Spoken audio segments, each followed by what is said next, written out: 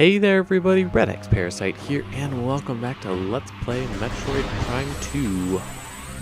There's an echoes on the end of that, but I haven't been saying that in the past.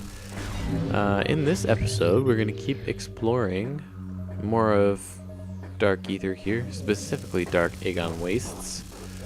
We took a portal here in the last episode, and we discovered that the atmosphere is not quite so nice.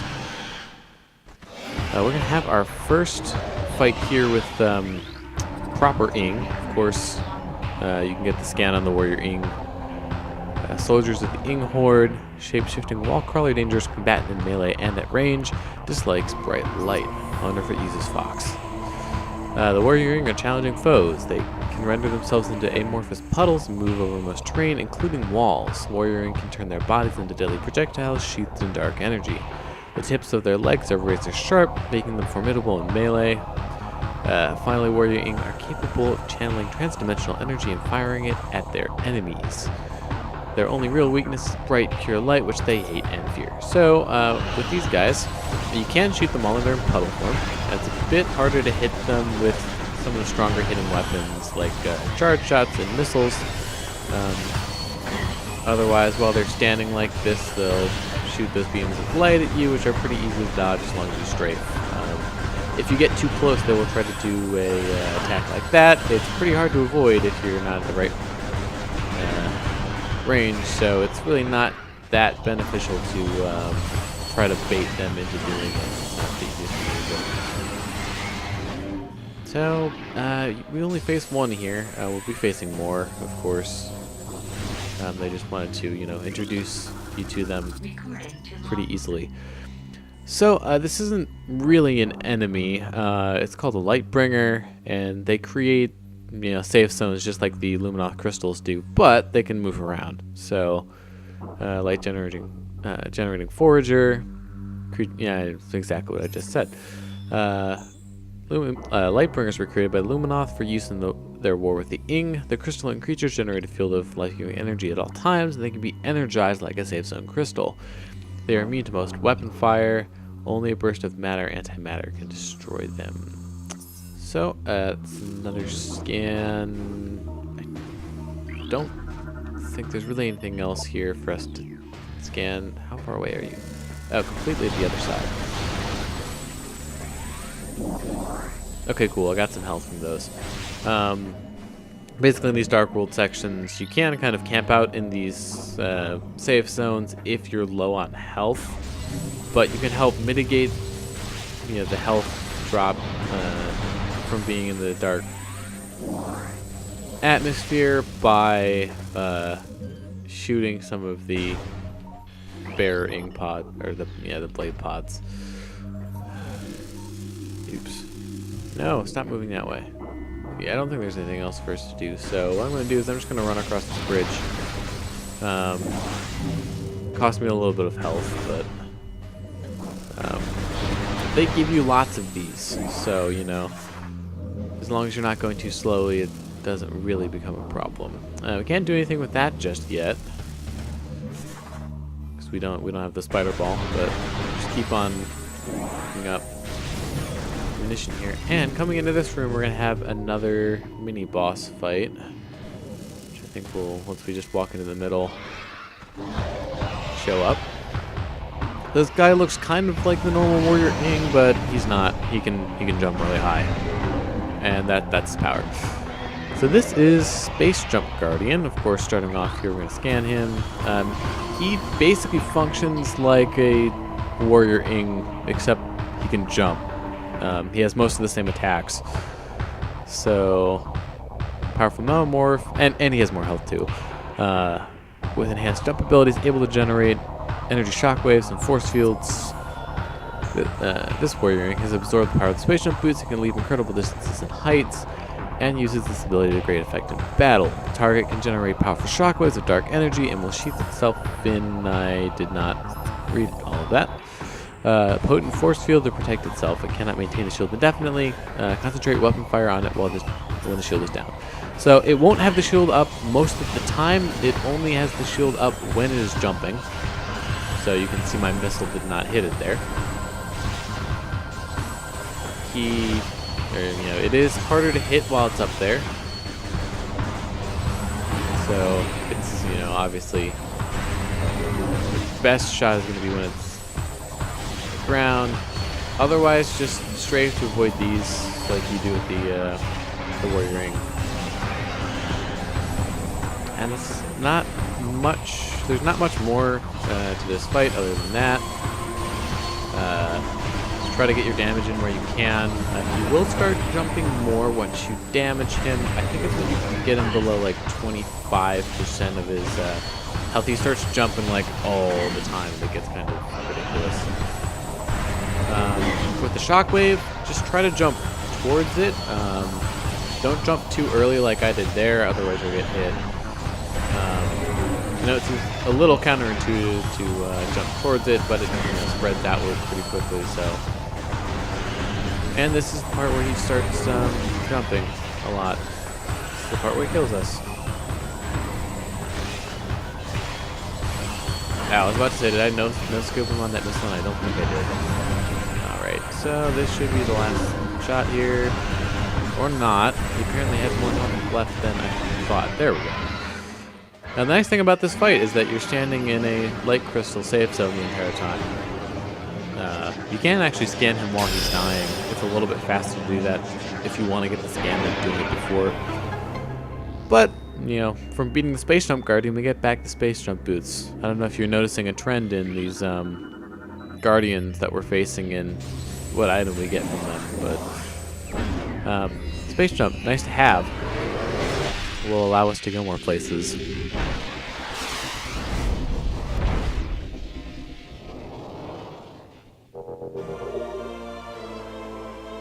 We'll say I do like the item acquisition screen in Prime 1 more than I like the one here in Prime 2. They just kind of like simplified it and it doesn't really do as much for me.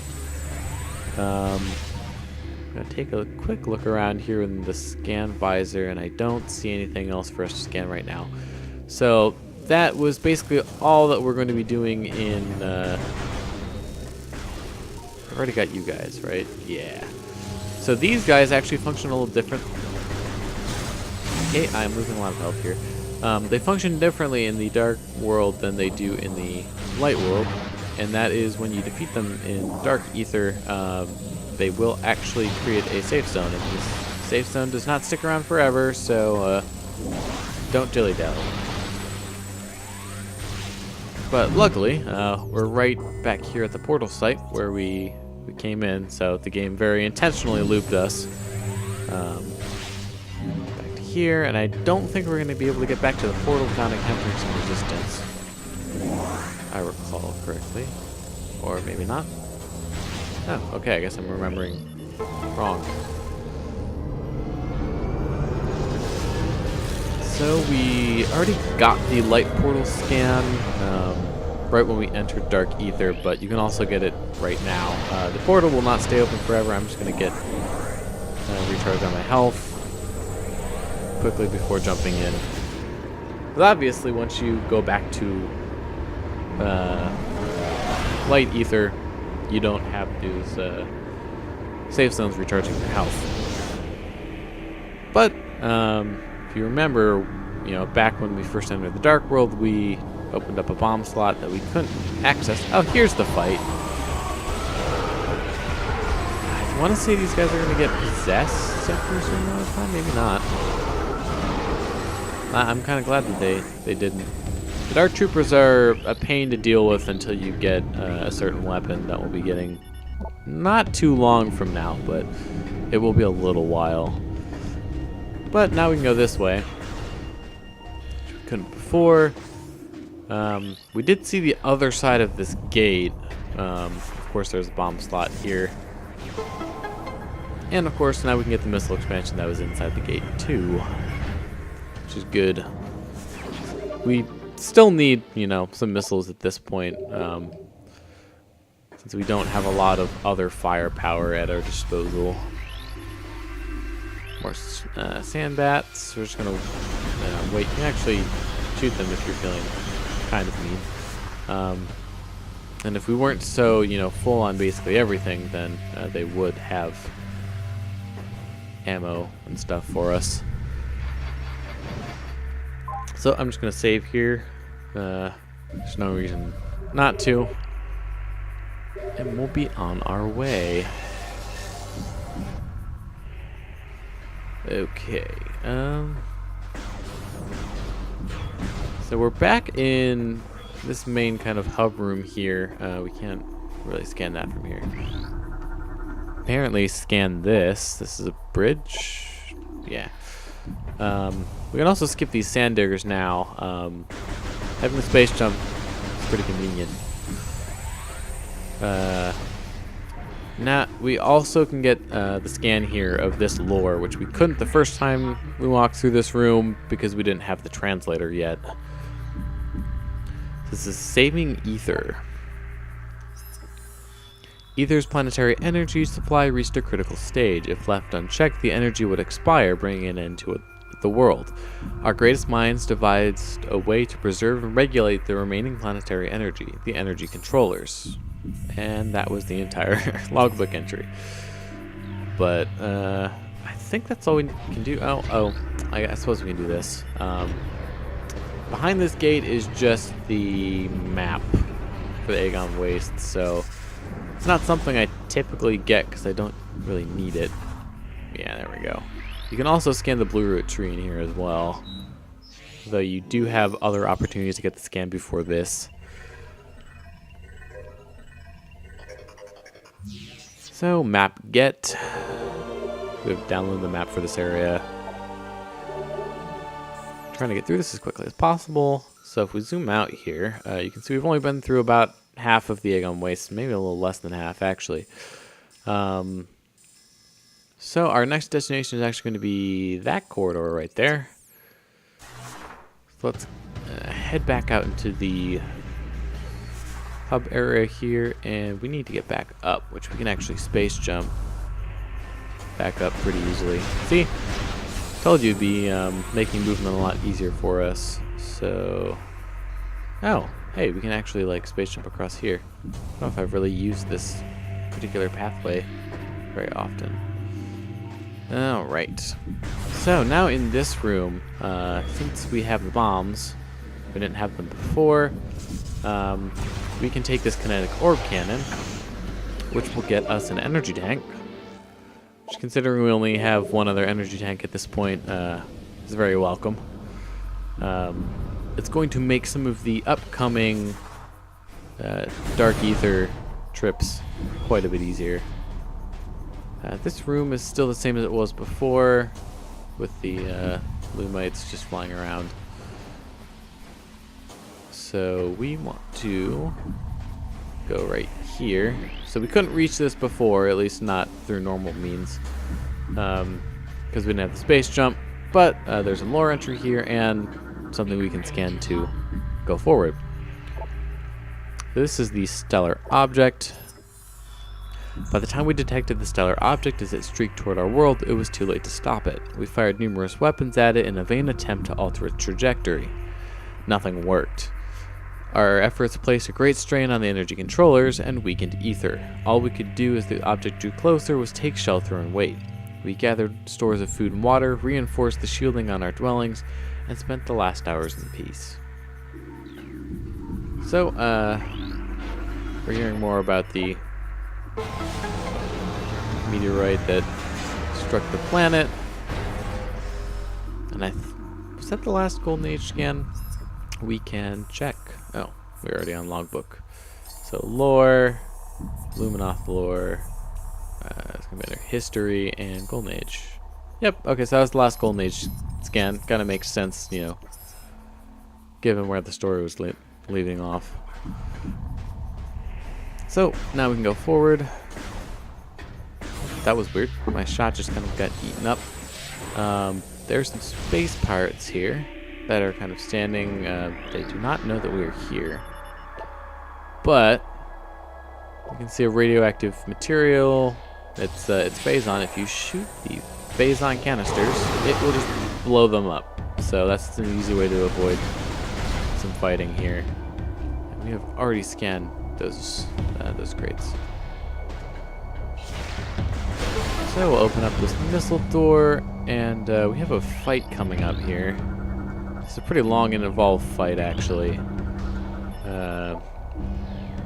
No real important scans until we get into the main fight. So this guy's gonna see us. And you can get a scan here. That skiff that they're standing on is a scan. It's pretty tight to get it before it flies away. If you don't get it here, don't worry. There will be one that appears later that's just stationary in this room. So if you can get it right now, it's great. If not, then there is a backup. It's not a missable scan. Vehicle Shrike class assault skiff. Light attack craft and troop transport. Vehicles unarmed but heavily armored. Eliminate troops if possible before they disperse, which obviously we didn't do because we wanted to actually get the scan.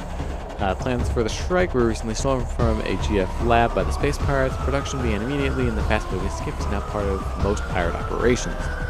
It is used primarily as a troop transport, taking a fire team of troopers into action. The Shrike is unarmed, relying on the troops it carries for protection against hostile forces. So, now we have some pirates in our face. Got some splash damage on that missile. So, just finish that guy off with some power shots. Yeah, my tried and true method of doing like one charge shot, one missile is probably still my favorite way of taking these guys out at this point in the game. Of course, that's, you know, only if the charge beam shot doesn't miss.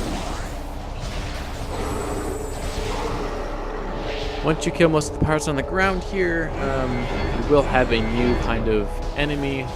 These guys are in turrets, and you can scan these as well. This is a Vigilance class turret, man defense system. The Vigilance class turret is found in many space pirate bases, built to support the Humility class turret. It is as accurate as the gunner operating it. Many young space pirates begin their careers as sentries.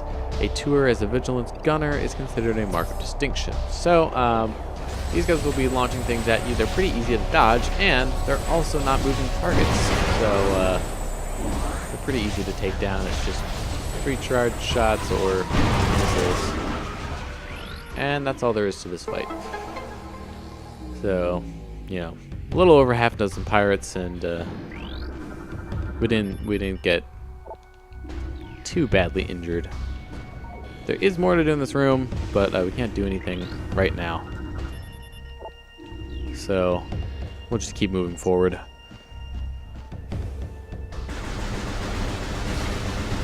Try to get a little bit of ammo and health back. Missiles? No. You did not feel it like being nice. This box, however, did. Thank you, box, for being nice. So, we have a door that we can't open, and another door that we can't open, which is on a different level. But we can't go forward in that way. We have 2 grates here, which we can bomb, and just for no reason in particular, I'm going to bomb both of them. So now we're kind of under the floor. I'm not exactly sure what's going on with this this thing here. It's kind of weird. Pro tip, don't touch those while they're active. It hurts. So if you go to the right here, instead of going down the main path, there's a missile expansion. So, you know, only a 20-second diversion or so. So it seems the pirates are kind of blind and can't see us crawling under the floor. So once we hit a trigger here, where basically that door over there is going to get locked from us. We're not going to be able to open it. And also the pirates will notice us. There is a new kind of pirate in here. It's neither of these guys. That missile blast conveniently opened up all of the things. We have a lot of scans here, actually. So I think we're in a decent place to stop the episode. So we'll get all these scans in the logbook next time on Let's Play Metroid Prime 2. So thank you very much for watching. I've been redxparasite, signing out.